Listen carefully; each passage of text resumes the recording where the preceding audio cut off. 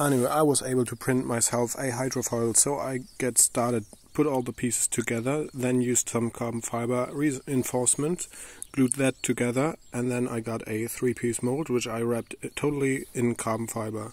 To get rid of the edges and ribs, I added some brown filler and then started sanding. Removed the inner structure and refilled it with some more C-plates, carbon fiber plates, to drill through later on. To reinforce this mounting section, I used some more carbon fibers. To seal everything, I used a vacuum bag and but always dreamt about a CNC mill to finish my project much quicker. I was able to 3D model everything I wanted, so a CNC is the next step. After putting some more work into my foil, I got the first test run. It broke immediately on the connection point between the fuselage and the wing. Such a great laugh, nevertheless, and I have learned a new lesson.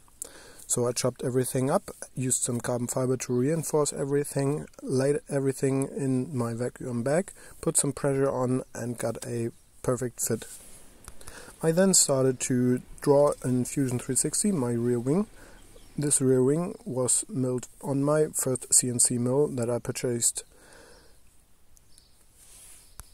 That was one hell of a learning curve, to be honest. I have messed up quite a few end mills and quite a lot of time, but nevertheless the end result is pretty satisfying, and the total amount spent on this project is absolutely reasonable.